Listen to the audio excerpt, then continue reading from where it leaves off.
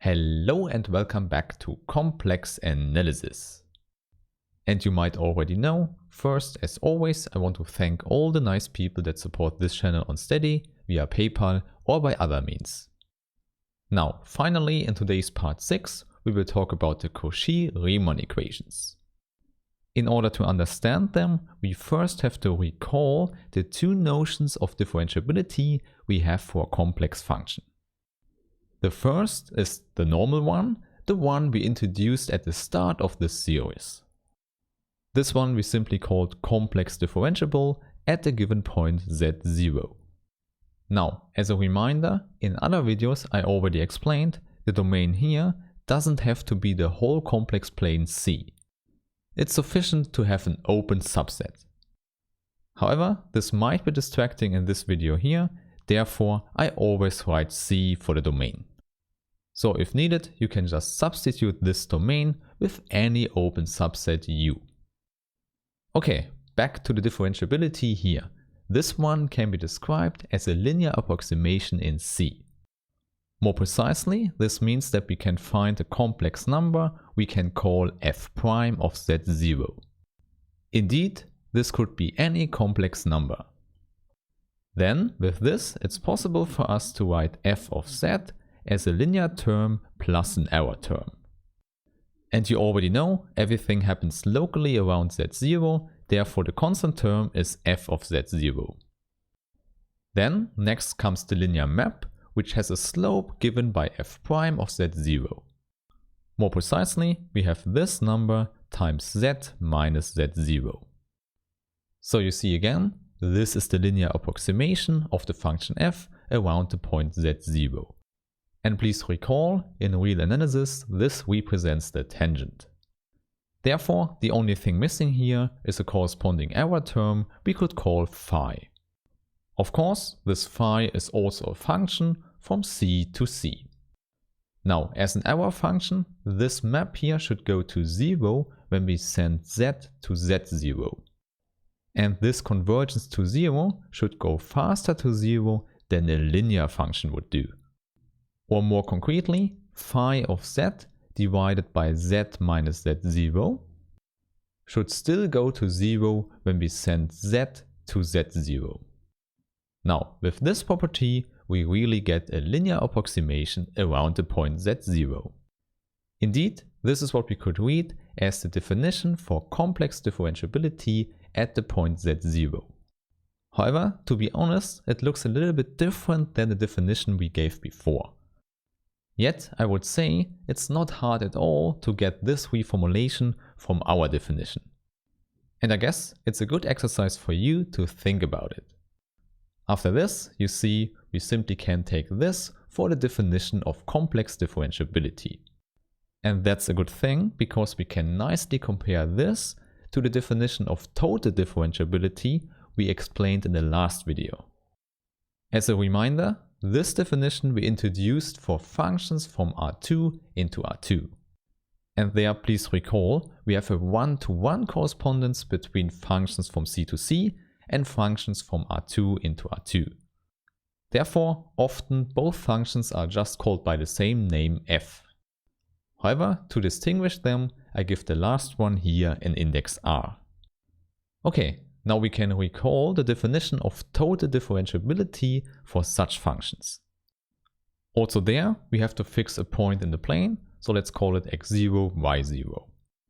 Then we know the function is called totally differentiable at this point if there exists a matrix J and an error map phi. Please note, I use another variant to denote the letter phi here. Then what we need is also a linear approximation, now given by this matrix J.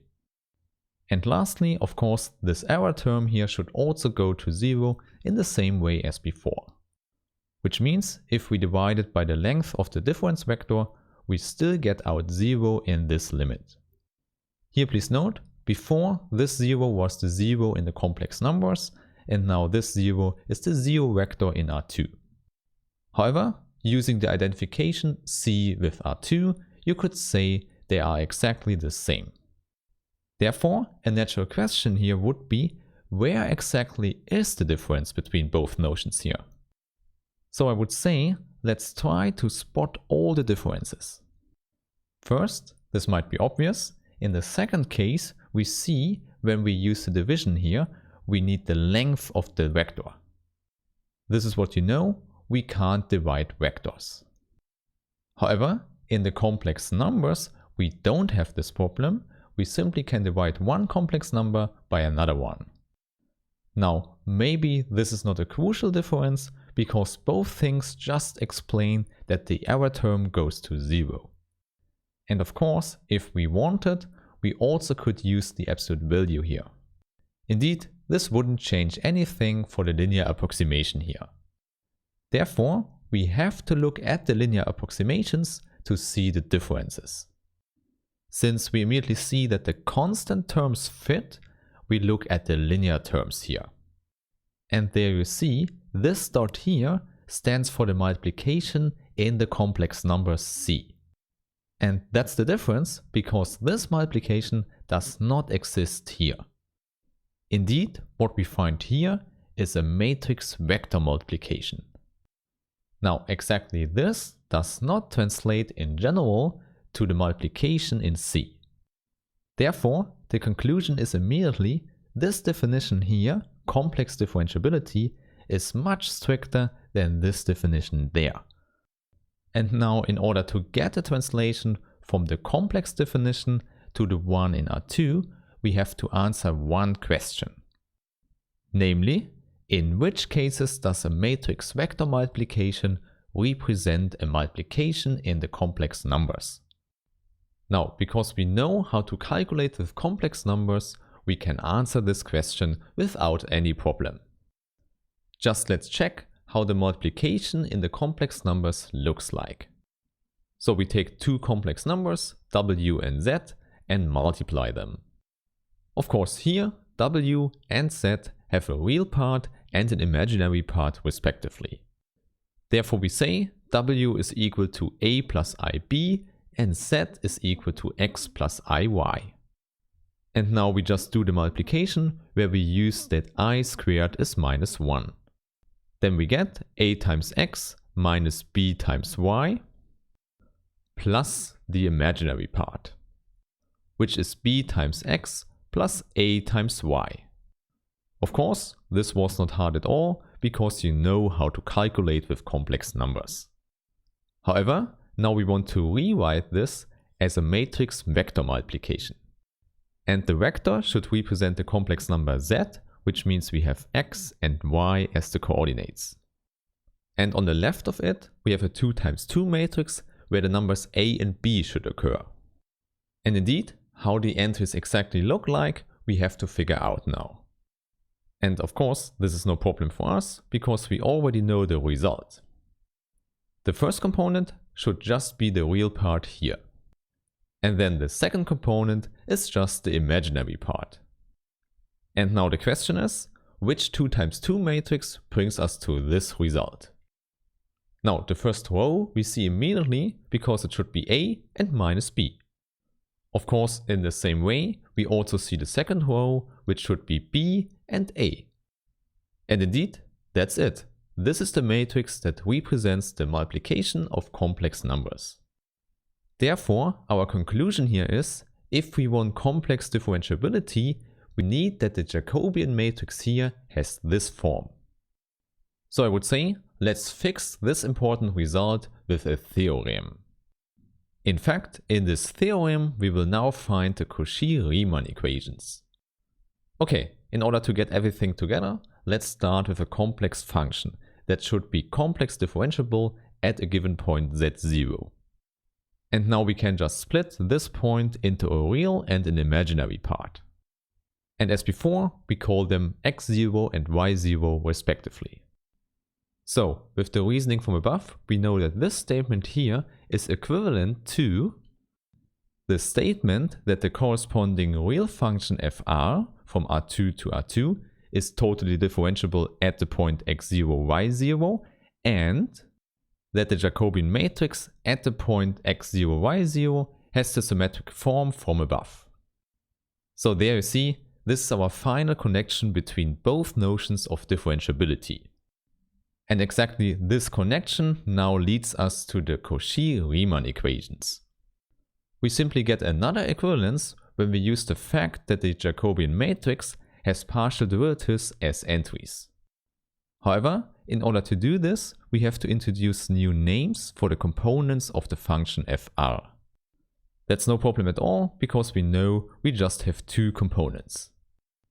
The first one we simply call u and the second one v. Now, both components depend on the two variables x and y.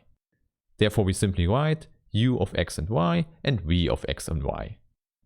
In other words, here we have two new maps that send R2 to R. So please don't forget, here we just have real functions. Okay, and now we know from the last video that in the top left corner, for example, we find the partial derivative of u with respect to x. And now you see, with the partial derivatives in the Jacobian matrix, we find a connection. And exactly this connection is what we call the Cauchy-Riemann equations. They are just two partial differential equations for u and v. In particular, the first one is simply that du dx is equal to dv dy.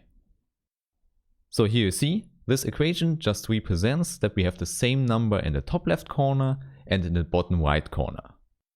Okay, and then you might already see it, the number b here gives us the second equation, which is du dy is equal to minus dv dx. And of course, both equations have to be fulfilled at the given point x0, y0. Okay, now you know that we have these two equivalences to describe complex differentiability at a given point.